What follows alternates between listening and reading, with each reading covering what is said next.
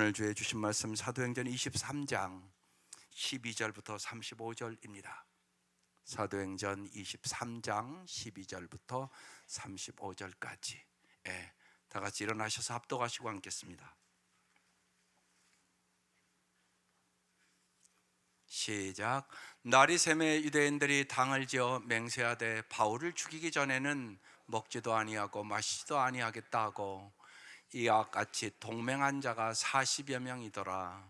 대제사장들과 장로들에게 가서 말하되 우리가 바울을 죽이기 전에는 아무것도 먹지 않기로 굳게 맹세하였으니 이제 너희는 그의 사실을 더 자세히 물어보려는 척하면서 공회와 함께 천부장에게 청하여 바울을 너희에게로 데리고 내려오게 하라. 우리는 그가 가까이 오기 전에 죽이기로 준비하였노라 하더니 바울의 생질이 그들이 매복하여 있다함을 듣고 와서 영내에 들어가 바울에게 알린지라. 바울이 한 백부장을 청하여 이르되 이 청년을 천부장에게로 인도하라. 그에게 무슨 할 말이 있다 하니 천부장에게로 데리고 가서 이르되 죄수 바울이 나를 불러 이 청년이 당신께 할 말이 있다 하여 데리고 가기를 청하더이다 하매 천부장이 그의 손을 잡고 물러가서 조용히 묻되 내게 할 말이 무엇이냐. 대답하되 유대인들의 공모하기를 그들이 바울에 대하여 더 자세한 것을 묻기 위함이라 하고 내일 그를 데리고 공회로 내려오기를 당신께 청하자 하였으니 당신은 그들의 청함을 따르지 마옵소서. 그들 중에서 바울을 죽이기 전에는 먹지도 않고 마시지도 않기로 맹세한 자 40여 명이 그를 죽이려고 숨어서 지금 다 준비하고 당신의 허락만 기다리나이다 하니 이에 천부장이 청년을 보내며 경계하되 이 일을 내게 알렸다고 아무에게도 이르지 말라 하고 백부장 둘을 불러 이르되 밤 제3시에 가이사랴까지 갈 보병 200명과 기병 70명과 창병 200명을 준비하라 하고 또 바울을 태워 총독 벨릭스에게로 무사히 보내기 위하여 짐승을 준비하라 명하며 또 이 아래와 같이 편지하여 일렀으되 클라우디오 루시아는 총독 벨릭스 각하께 문안하나이다. 이 사람이 유대인들에게 잡혀 죽게 된 것을 내가 로마 사람인 줄 들어 알고 군대를 거느리고 가서 구원하여다가 유대인들이 무슨 일로 그를 고발하는지 알고자 하여 그들의 공회로 데리고 내려갔더니 고발하는 것이 그들의 율법 문제에 관한 것뿐이요 한 가지도 죽이거나 결박할 사유가 없음을 발견하였나이다. 그러나 이 사람을 해하려는 간계가 있다고 누가 내게 알려주기로 곧 당신께로 보내며 또 고발하는 사람들도 당신 앞에서 그에 대하여 말하라 하였나이다 하였더라. 보병 2명을 받은 대로 밤에 바울을 데리고 안디바드리에 이르러 이튿날 기병으로 바울을 호송하게 하고 영내로 돌아가니라. 그들이 가이사랴에 들어가서 편지를 총독에게 드리고 바울을 그 앞에 세우니 총독이 읽고 바울더러 어느 영지 사람이냐 물어 길리기아 사람인 줄 알고 이르되 너를 고발하는 사람들이 오거든 내 말을 들으리라 하고 헤롯 궁에 그를 지키라 명하니라. 아멘. 오늘 말씀의 제목은 하나님의 말씀을 쫓아 사는 사람입니다. 우리가 이렇게 와서 다 말씀을 듣습니다. 그런데 다 똑같이 살지는 않습니다. 말씀을 쫓아 사는 사람만이 반석 위에 인생의 집을 짓는다고 주님은 말씀하십니다. 창세기 12장에 아브라함은 하나님께서 말씀하신 대로 길을 갔다. 이래서 복의 통로가 됐다고 말씀하는 것입니다. 하나님은 정말로 여러분이 말씀대로 살아야 복의 통로가 될 수 있다고 말씀하시는 것입니다. 말씀대로 사는 사람만 이 말씀이 그냥 단순한 인쇄물이 아니라 인간의 삶을 책임져 주시는 하나님의 능력임을 확인할 수 있기 때문에 그렇습니다. 와서 다 듣잖아요. 근데 왜 말씀의 역사가 여러분의 삶에 없습니까? 그건 말씀을 쫓아 살지 않기 때문에 그런 것입니다. 말씀대로 살려면 때로 불이익을 당하고 원치 않는 고난을 겪어도 말씀에 의하여 하나님께서 하나님의 때 하나님의 방법으로 책임져 주시는 삶만이 그 어떤 후유증도 없는 참된 가치와 의미 있는 삶을 살 수 있다는 것입니다. 하나님은 신실하시고 말씀대로 반드시 이루시는 분이시기 때문에 그렇습니다. 말씀대로 살지 않고는 결코 확인할 수 없는 하나님의 은혜입니다. 말씀대로 사는 사람은 날마다 은혜 위에 은혜네, 나에게 주신 은혜가 참 많네, 이걸 경험하고 산단 말입니다. 오늘 말씀대로 살기 위하여 고난받는 바울을 우리에게 말씀하고 있는 것입니다. 첫 번째, 바울을 죽이려는 이 사람들을 보란 말이에요. 12절부터 시작됩니다. 날이 새매 유대인들이 당을 지어 맹세합니다. 바울을 죽이기 전에는 먹지도 아니하고 마시지도 아니하겠다고. 그런 사람이 몇 명? 13절에 40여 명. 14절, 대제사장들과 장로들에게 가서 말하되 우리가 바울을 죽이기 전에는 아무것도 먹지 않기로 어떻게 했다고요? 굳게 맹세했답니다. 15절, 이제 너희는 그의 사실을 더 자세히 물어보려는 척하면서 공예와 함께 천부장에게 청하여 바울을 너희에게로 데리고 내려오게 하라. 우리는 그가 가까이 오기 전에 죽이기로 다 준비됐다. 지금 이렇게 말씀하는 것입니다.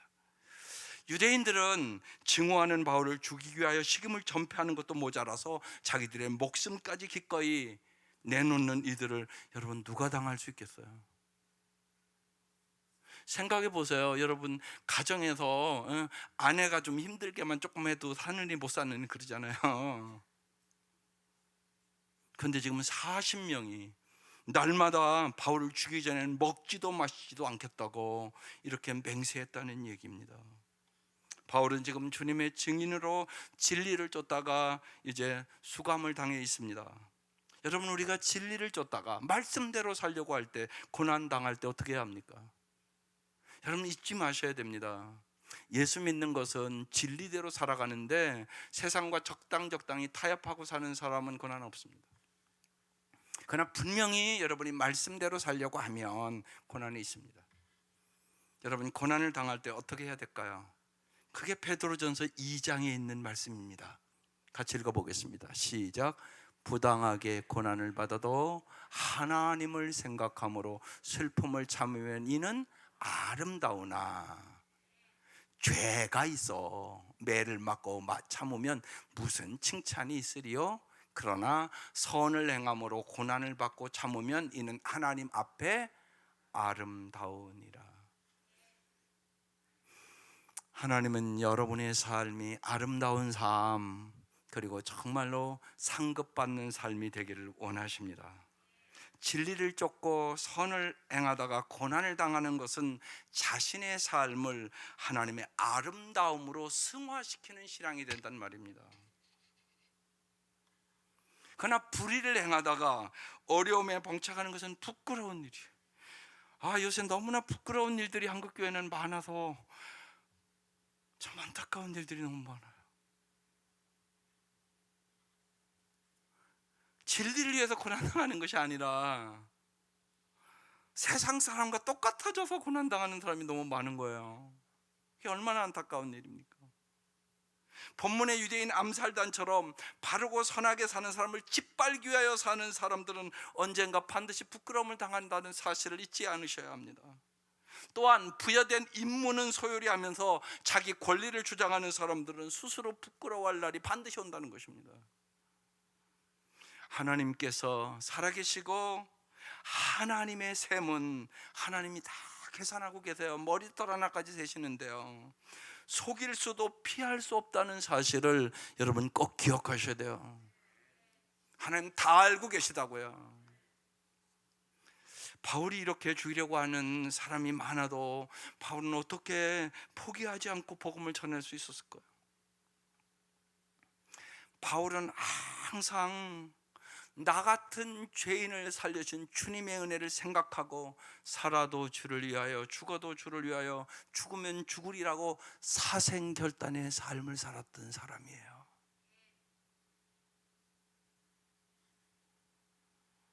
여러분이 은혜 받은 만큼 신앙생활은 잘할 수 있습니다. 그러니까 은혜를 못 받은 사람은 신앙생활을 잘할 수 없습니다. 그냥 똑같이 종교생활합니다. 그래서 새해를 준비하면서 큰 은혜를 달라고 기도하라고 말씀을 드렸습니다. 큰 은혜를 요새 사모하고 사십니까? 여러분이 요새 벌써 이제 한 주가 지나고 두 주가 지나가는데 내 삶이 지난해와 똑같다. 그러면 당신에게 아직 은혜가 임하지 않은 것입니다. 은혜가 임하면 반드시 변합니다. 바울처럼 살아가는 것입니다. 여러분이 유대인들은 왜 이렇게 바울을 죽이려 했을까요? 이게 무지하게 중요합니다. 오늘 새벽에 제가 와서 기도하는데 이 말씀을 줘서 제가 설교문을 다시 썼습니다. 이들이 왜 죽이려 했을까요? 하나님 왜 바울을 이렇게 이 40명이나 이게 먹지도 마시도 않고 죽이려고 합니까? 제가 이렇게 물었습니다. 그러니까 이렇게 주님이 저에게 말씀을 해주시는 것 같았습니다. 율법대로 사는 사람은 그렇게 산다. 여러분 쉽게 말씀 들어볼게요. 어느 부부가 결혼을 했습니다. 아내가요 매일 아내가 똑똑한 아내였는데 따지고 긁고 요구하고 명령하고 너무 힘들게 하니까 남편이 집에서 도망쳤습니다. 그리고 딴 여자를 만났습니다. 근데 그 여자는 천사와 같았어요. 근데요 그 여자도 도망 나온 여자였어요.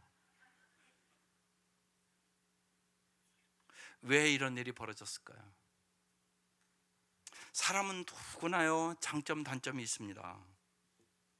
성경은 우리에게 얘기합니다. 좋은 점을 보고 사시라고. 좋은 점을 보고 칭찬해주고 단점과 잘못된 것은 하나님께 기도하라고 얘기합니다. 여러분 이것만 잘 깨달아도 부부간에 잘 삽니다. 근데 거꾸로 합니다. 자꾸 비난하고 정죄하고 너 그거 고치라고 자기도 못 고치면서 그런 가정은 절대로 행복할 수 없습니다. 그래서 옛날 어른들 그러잖아요. 결혼했으면 눈 한 적 감고 살으라고. 무슨 얘기가 이해가 됩니까? 서로 이제 이해하고 서로 용서하고 서로 사랑하고 서로 격려하고 축복하고 살아라는 얘기입니다. 그렇게 하는 가정은 나 같은 사람에게 이렇게 잘해주니까 고맙고 눈물 난다 그러면서 변합니다.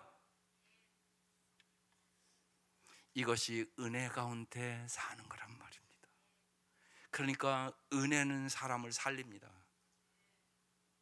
율법은 사람을 죽입니다. 이것이 법이요 뭐 이렇게 따지는 사람들, 여러분 그런 사람들은 절대 행복하게 못 삽니다. 여러분 잘 보십시오. 아이 죄인끼리 모여서 뭘 다 죄가 있는데, 여러분 은혜로 살아야 행복합니다. 은혜 가운데 사는 사람을 성령 충만한 사람이라고 말합니다. 여러분 정말로 새해에 율법대로 살겠습니까? 은혜 가운데 살겠습니까?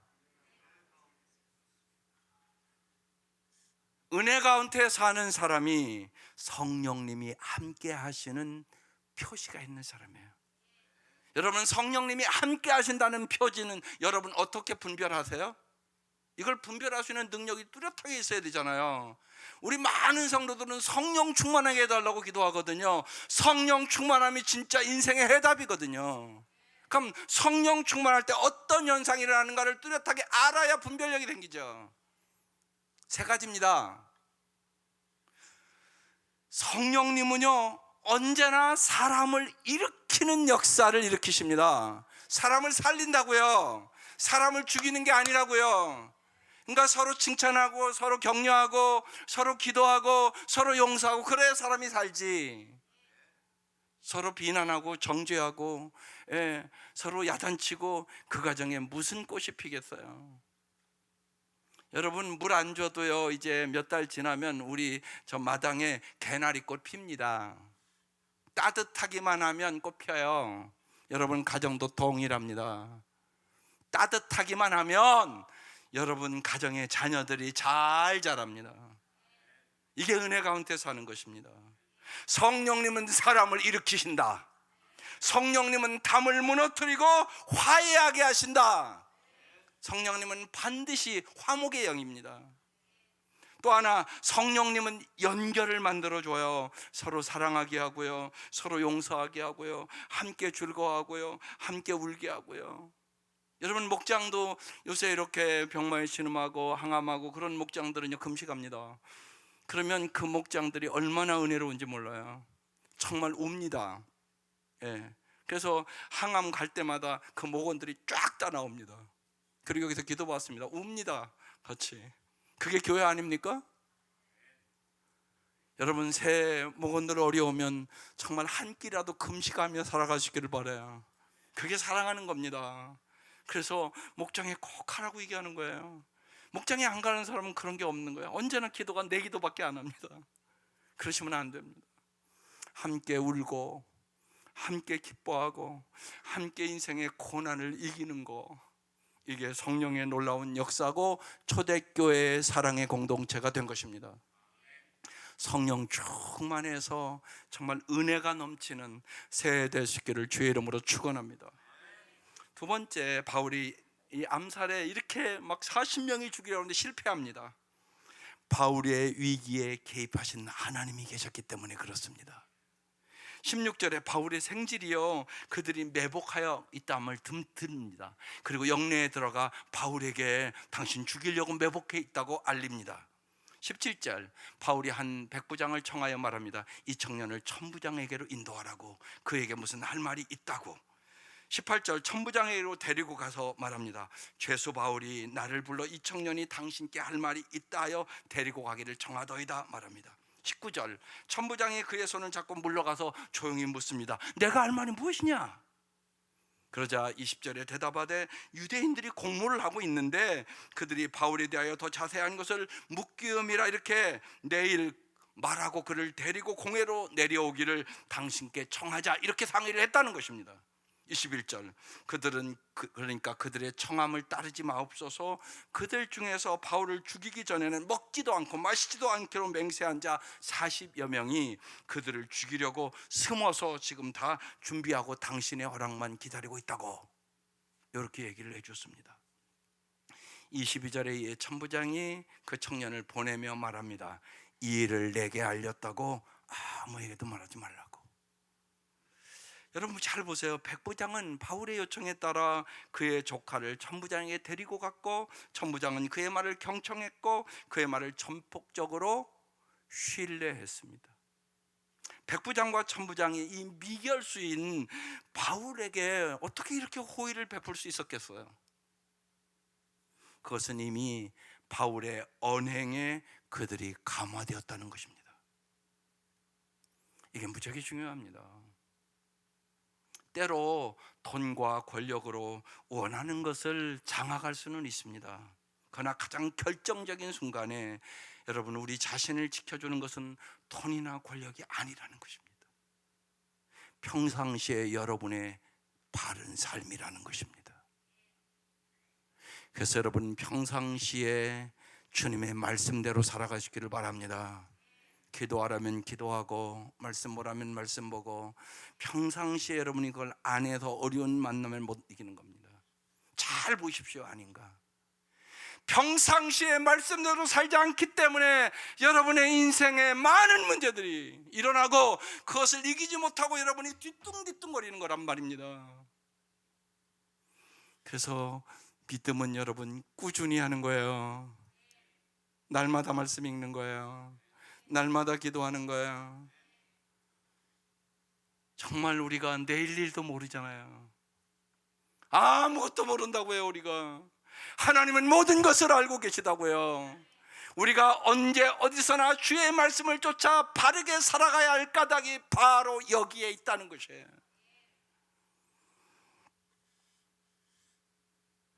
이번 주에 여러분도 아마 다 이제 방송을 들어서 알겠지만 안성기 배우가 돌아가셔서 그 장례식을 치르더라고요. 근데 제가 가장 감동적이었던 것은 그 아들이 이제 인사말을 하는데 5살 때 아버지께서 쓴 편지를 이제 방에 가서 찾았다는 거야. 그걸 여러분 모두에게 우리 아버지가 얘기하는 것 같아서 읽겠다고, 그러면 읽는데 눈물 났어요. 아들 다빈아, 더 길어요. 어떤 사람이 되어야 할까? 항상 겸손하고 정직하고 남을 사랑하는 넓은 마음의 사람이 되거라. 그렇게 써놨더라고요. 여러분은 여러분 자녀들에게 어떤 사람이 되기를 써서 편지로 주신 일이 있으십니까? 제가 오늘 아침 일부에 항암 투쟁하는 형제에게 꼭 편지를 써서 아이들에게 주라고. 그 아이들이 잘 교회 안 옵니다. 여러분도 꼭 해볼 수 있기를 바랍니다. 여러분의 사랑의 마음을 자녀들에게 진짜 전해줘야 되지 않겠습니까? 올바르게 산 아버지의 편지가 마음을 울렸습니다. 그래도 배우 중에 이 안성기라는 사람이 참 올바르게 산 사람인 것 같았습니다. 사랑하는 성도 여러분, 정말로 죽음을 묵상하며 살 수 있기를 바랍니다. 애플의 의장이었던 스티븐 잡스가 56세 암으로 세상을 떠났습니다. 그가 스탠퍼드 대학에서 죽기 전에 한 연설 중에 이런 내용이 있습니다. 하루에 적어도 한두 번 자신에게 닥칠 미래의 죽음을 생각하면서 사십시오. 그러면 내 삶의 본질적인 것과 부수적인 것이 단번에 정리됩니다. 죽음을 묵상하면 욕망의 노예가 되지 않습니다. 그것이 축복입니다. 예수님은 이 땅에 오셔서 언제나 죽음을 우리에게 얘기하셨습니다. 제자들에게 나를 따라오려거든 자기를 부인하고 나를 따르라고 말씀하셨습니다. 요사이 세겹주를 하면서 제가 한우 오키오 의사를 소개했습니다. 그는 암 환자를 이제 외래하는 환자입니다. 그냥 차 한 잔 놓고 과자 놓고 1시간 30분 내지 1시간을 상담하는 것입니다. 그 책 제목이 내일 세상을 떠나도 꽃에 물을 주세요. 그렇게 인생을 살도록 그 암 환자들을 인도합니다. 그를 만난 3,000명 이상의 사람들이 남은 인생을 어떻게 아름답게 살았는가 그 얘기입니다. 여러분은 어떻게 살고 계십니까? 오늘 죽어도 후회 없으시겠습니까? 여러분 교회 올 때마다 그 생각을 하셔야 됩니다. 주님은 우리에게 영생을 주러 오셨습니다. 세 번째, 하나님의 보호하심과 천부장이 바울을 보호하는 모습을 보여줍니다. 백부장 둘을 불러 밤제 3시에 가이사랴까지 갈 보병 200명, 기병 70명, 창병 200명을 준비하라고 말합니다. 또 바울을 태워 총독 벨릭스에게로 무사히 보내기 위하여 짐승 말을 준비하라고 명합니다. 여러분, 이게 놀랍지 않습니까? 최소 1명을 인도하는데 몇 명이면 됐지 470명의 군대를 동원해서 보호해 갑니다. 누가 하셨습니까? 여러분 대답하셨어요. 누가 하셨습니까? 여러분, 이게 하나님의 보호하심입니다. 주님께서 바울을 친히 인간의 상상을 초월한 방법으로 인도에 가시는 것을 볼 수가 있습니다. 우리의 인생도 그런 것입니다. 내 마음대로 내 때로 되는 게 아니라는 거 여러분 잘 살아보면 아시지 않습니까? 하나님의 보호하심과 하나님의 인도하심과 하나님의 역사하심이 있어야 아름다운 삶이 되는 것이에요. 그래서 말씀대로 살려고 그러는 거예요. 주일날도 돈 벌지 말고 좀 하나님 말씀 안에서 살라고 자꾸 얘기하는 거예요. 근데 이걸 못 버리는 사람들이 너무 많은 거예요. 그러면 주님 그러는 거예요. 그럼 그래 네 맘대로 살아봐. 네 힘으로 되나. 주님 그러시는 거예요. 그게 아니란 말이에요. 성경은 끊임없이 얘기해요. 나는 포도나무에 너희는 가지다. 나를 떠나서는 너희가 아무것도 할 수 없음을 깨달아라. 여러분, 우리의 생명이 주님께 있다고요. 사랑하는 성도 여러분, 하나님을 위하여 위대한 꿈을 꾸는 사람은 결코 죽지 않습니다. 본문 속의 이 바울은 어떤 상황 속에서든 그도인의 삶의 자세가 어떠해야 하는지를 우리에게 가르쳐주고 있는 것이에요. 그도인의 삶은요, 어떤 상황 속에서도 그 영혼을 연마하는 수단입니다. 봄과 같은 날도 있고요, 눈보라가 몰아치는 인생의 엄동설한 같은 날도 있고요, 차짓한 감옥 속의 바울처럼 자기 영혼이 너무나 힘들 때도 있단 말이에요. 그러나 자기 영혼을 연마하기를 게을리하지 않는 사람들은 참된 기도로 주님과 함께 영원히 승리할 수 있다는 것이에요. 왜요? 하나님이 보호해 주시기 때문에. 그래서 여러분, 하나님이 보호하사 나라 만세도 얘기를 하잖아요. 예수 안 믿는 사람도 부르는 거잖아요. 여러분, 믿을 수 있기를 바라요. 여러분의 남은 인생 하나님이 보호해 주셔야 잘 살 수 있습니다. 우리에게 주어진 모든 환경과 상황이 주님 안에서 우리의 영혼을 연마시켜 주기 위한 주님의 은총임을 여러분 늘 깨달으시기를 바라요. 매주 와서 여러분 깨닫기 위해서 오는 거예요. 말씀에 순종하면 깨달아집니다. 어려운 환경에 있어도 그 환경 속에 하나님이 함께 하시면 단련하신 후에 정금같이 쓰는 하나님의 놀라운 역사를 경험합니다. 그것이 유명한 욥기 고난의 책이잖아요. 욥기 23장 10절 말씀입니다. 여러분 암송하시고 세상의 역경을 이길 수 있기를 바랍니다. 같이 읽어보겠습니다. 내가 나의 가는 길을 오직 하나님이 하시나니 그가 하나님이 나를 단련하신 후에는 내가 정금같이 나으리라. 우리가 인생에 어려운 일이 있지만 하나님은 불순물을 제거하는 거야. 그래야 정금이 되는 거지, 그냥 정금이 되는 게 아니란 말이에요. 그래서 내가 고난을 어떻게 해석하느냐에 따라 인생이 바뀌는 겁니다. 고난이 유익이 되시기를 바라요. 이 땅에 그래서 사는 동안 여러분 누구나 어려움이 있잖아요. 어려움이 있을 때마다 주님은 나의 무엇을 단련하고 싶으신 것입니까? 가르쳐 주십시오. 그래서 정금같이 만드시는 주님을 가까이 하는 진정한 복을 얻으시기를 바랍니다. 이 천부장이 이제 벨릭스 총독에게 편지를 써 보냅니다. 또 이 아래와 같이 편지하니 일렀으되, 근데 이 편지 내용을 보면 이게 진실이 아닙니다. 보시겠습니다. 이 천부장은 어떤 사람이냐, 이렇게 연구에 의하면 아주 출세지향적인 사람이었다고 그럽니다. 그래서 이 천부장이 이제 편지를 써서 보내는 겁니다. 26절, 글레오디아 루시아는 총독 벨릭스 각하께 문안하나이다. 27절, 이 사람이 유대인들에게 잡혀 죽게 된 것을 내가 로마 사람인 줄 알고 군대를 거느리고 가서 구원하였다가 그랬습니다. 유대인들에게 죽게 된 바울이 로마 시민임을 천부장 자신이 먼저 알고 군사를 동원하여 구원해 주었다고 그럽니다. 진짜입니까? 거짓말입니까? 거짓말입니다. 천부장은 죄도 확정하지 않은 로마 시민에게 채찍질 할 수 있느냐, 바울의 책망을 듣고서야 바울이 로마 시민권이 있음을 알았습니다. 그런데 꼭 자기가 다 아는 것처럼. 헌전 여러분 잊지 마세요. 신앙생활하면서 내가가 문제입니다. 누가 아셔야 됩니까? 주가. 신앙이 연약할 때는 전에 내가 내 힘으로 내 방법으로 그러면 안 되면 막 화도 내고 막 그럽니다. 여러분 인생은 그렇게 사는 게 아니올지다.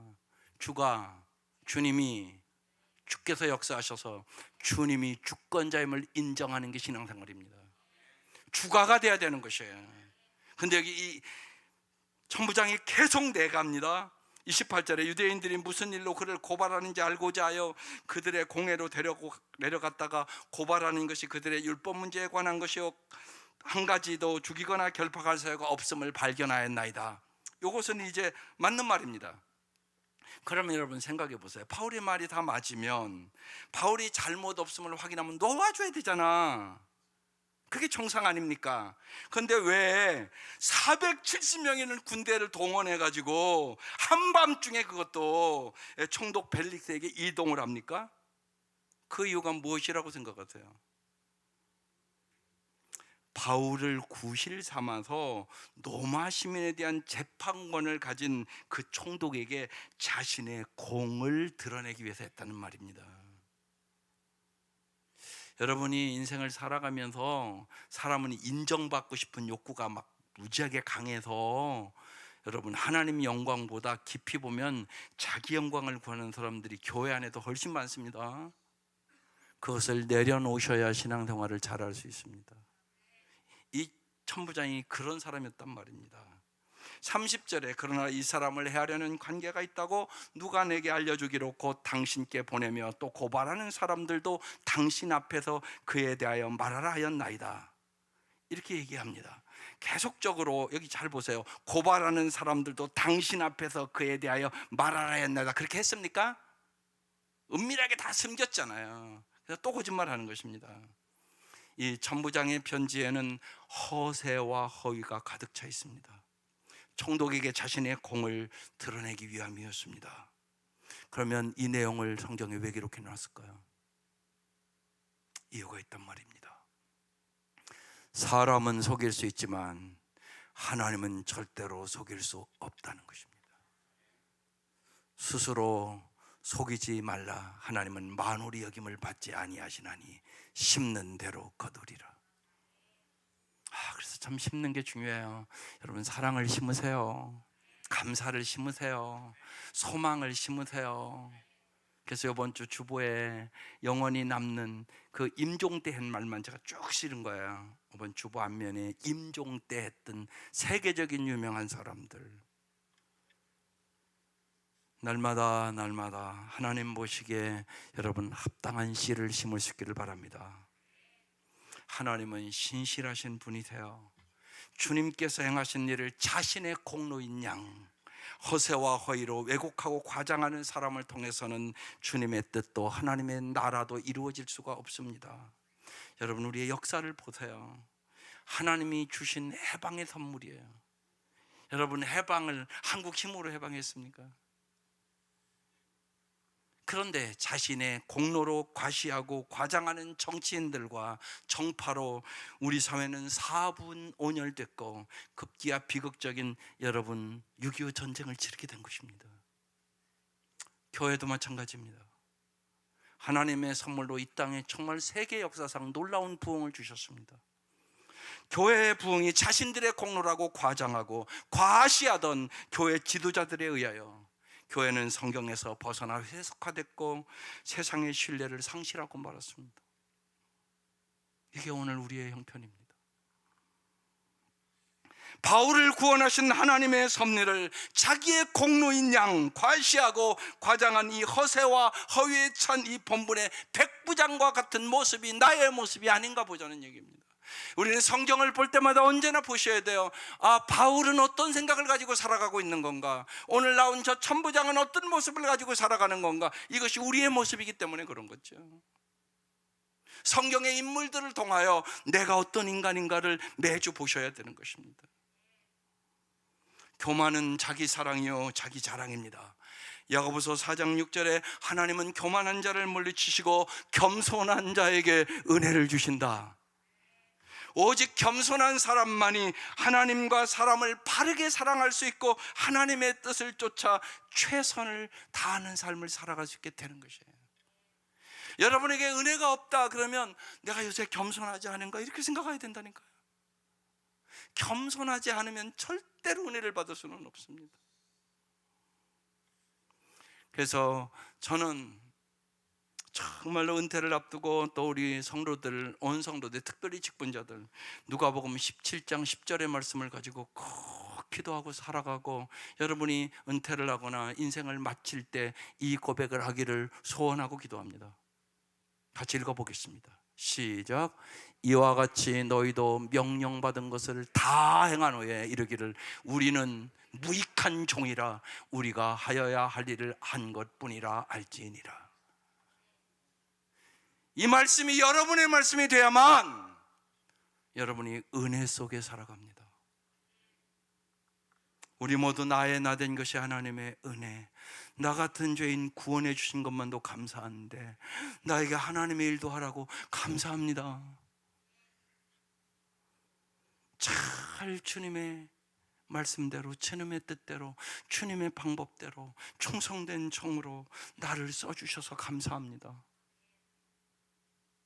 나 된 것이 하나님의 은혜요, 오직 하나님께만 영광을 돌리는 참으로 겸손한 복된 삶을 살아가는 우리 성도들 될 수 있기를 주의 이름으로 축원합니다.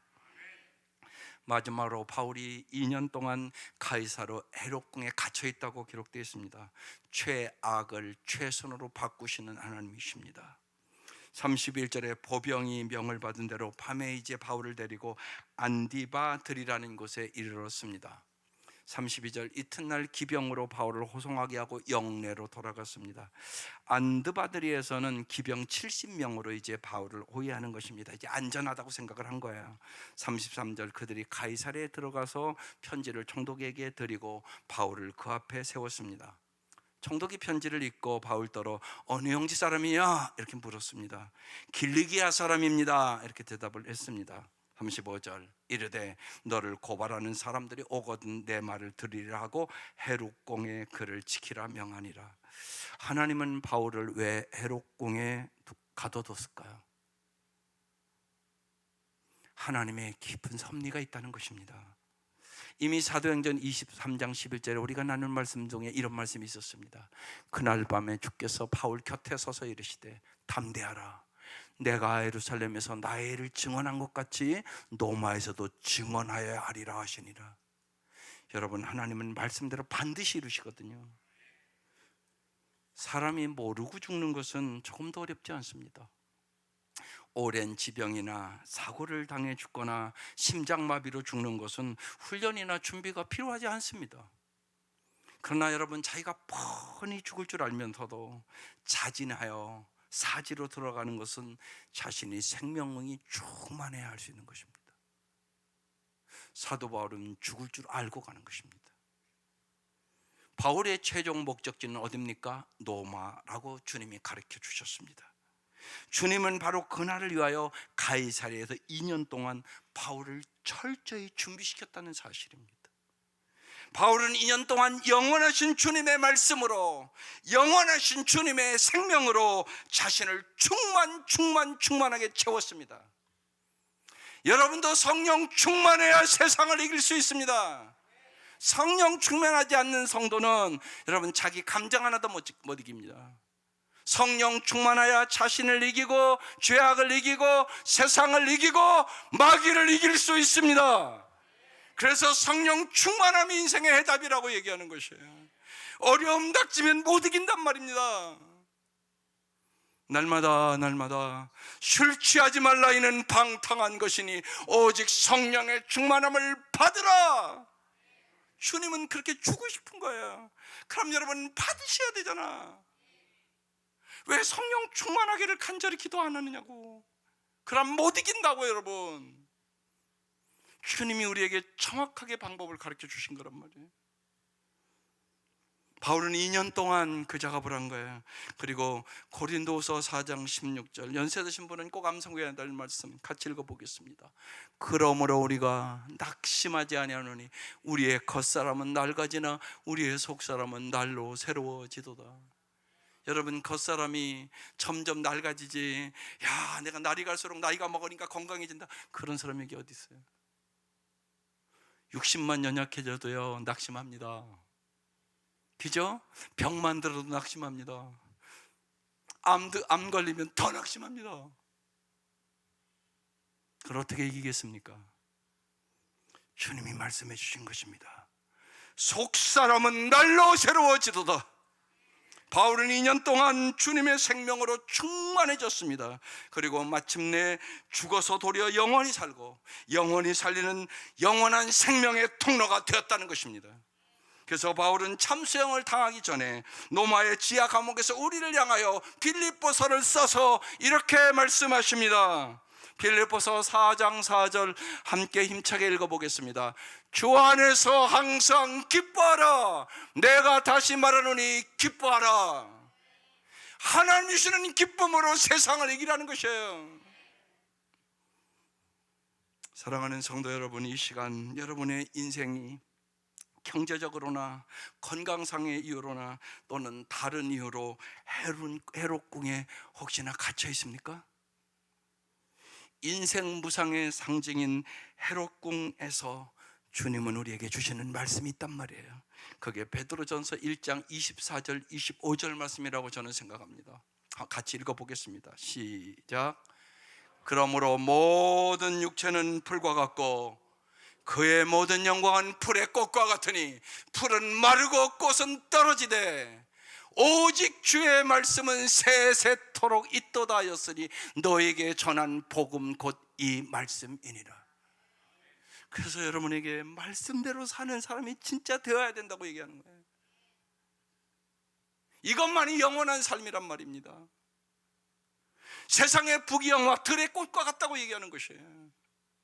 이거 참 아름답잖아요 지금요. 그런데 이거 몇 달 가겠어요? 금방 다시 들고 여기서 나간다고요. 너의 인생이 이 꽃과 같다고 얘기하는 거잖아요. 너의 육체 그렇다고 얘기하는 거예요. 오늘 부르시면 나가야 되는 거예요. 그래서 사도행전에 사도 바울은 내가 달려갈 길과 주 예수께 받은 사명 곧 하나님의 은혜의 복음을 증언하는 일을 마치려 하면은 나의 생명조차 조금도 귀한 것으로 여기지 아니하노라. 여러분, 생명보다 귀한 것이 있다고 얘기하는 거예요. 여러분, 생명이 얼마나 귀해요. 병원 가보면 금방 알잖아. 막 사람을 살리려고 얼마나 사람들이 애를 타는지. 수술하는 거기 가면 그만 막 보고 있잖아요. 그런데 생명보다 귀한 것이 있다고요. 우리는 생명보다 귀한 복음을 위하여 사는 사람으로 부름받은 사람들이에요. 그래서 우리 모두는 이 아침 다시금 사명 질문을 해봐야 되는 거예요. 첫째, 내가 있어야 할 곳은 어디입니까? 둘째, 나는 무엇을 위하여 이 땅에 존재합니까? 셋째, 어떻게 하면 남은 인생을 정말 알차고 보람있게 영생을 위하여 살겠습니까?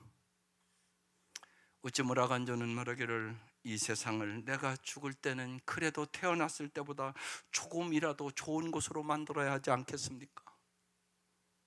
이 아침 이 말씀 듣고 여러분의 가정을 좀 더 좋은 가정으로 만들 수 있기를 바랍니다.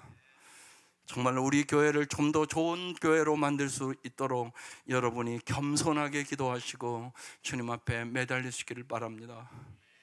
진실로 여러분의 직장과 여러분의 주위의 사람들을 정말로 내가 날마다 만나는 모든 사람들을 그래도 조금이라도 행복하게 해줘야지, 이 생각을 가지고 하루하루를 살아가시기를 바랍니다. 우리 각자에게 주어진 사명과 역할이 날마다 있다는 사실을 기억합시다. 마다 테레사는 그래서 이렇게 얘기했습니다. 저는 주님의 뜻을 그려내는 몽땅 연필입니다.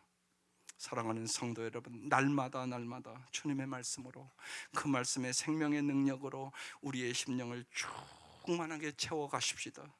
그때 우리는 바울처럼 죽어서 도리어 영원히 살고 영원히 살리는 영원한 생명의 축복의 통로로 우뚝 서게 될 것입니다.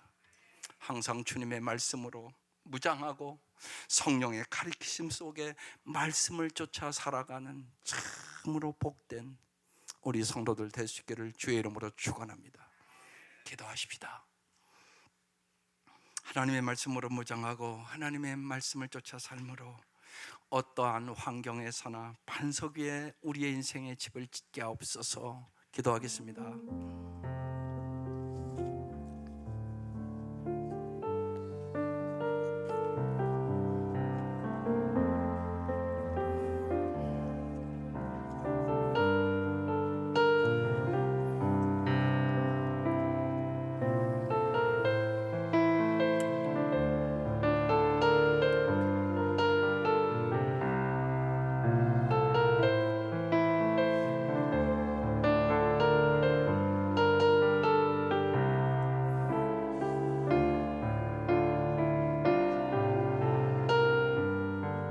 하나님 아버지, 아픔 가운데 사랑하는 사람들을 보내고 이 땅을 떠나는 것을 보면서도 우리는 죽지 않을 것처럼 살아갑니다. 주님이 우리에게 지혜를 주시고 은혜를 주시고 주께서 깨닫게 해주시지 아니하시면 진실로 우리는 어리석게 살아갈 수밖에 없는 인생임을 주 앞에 이 아침 고백합니다. 하나님, 우리 온 성도들에게 은혜 위에 은혜를 부어주시기를 원합니다. 참으로 이 땅에 살아가는 동안 우리의 짧은 인생 주님 사랑하며 살게 하시옵소서. 용서하며 살게 하시옵소서. 날마다 하나님 우리가 축복의 통로로 살게 하여 주시옵소서. 우리의 힘으로는 잘 안 돼서 이 아침 간절히 기도합니다. 하나님 우리에게 성령의 충만함을 허락하여 주시옵소서. 그래야 가정이 회복되게 하시옵소서. 교회가 회복되게 하여 주시옵소서. 하나님 우리를 통하여 이 땅이 아름다워지게 하여 주시옵소서. 그렇게 하실 주님을 하나님 매주 우리가 감사하며 찬양하며 영광을 돌리며 살아갈 수 있도록 도와주시옵소서. 우리의 자녀들이 하나님 우리보다 더 잘 살기를 소원합니다. 주님 도와주셔서 우리의 사랑하는 자녀들이, 우리의 손자 손녀들이 참으로 아름답고 풍성한 주님이 주는 그 삶을 살아갈 수 있도록 하나님 축복하여 주시옵소서. 예수님의 이름으로 기도드립니다.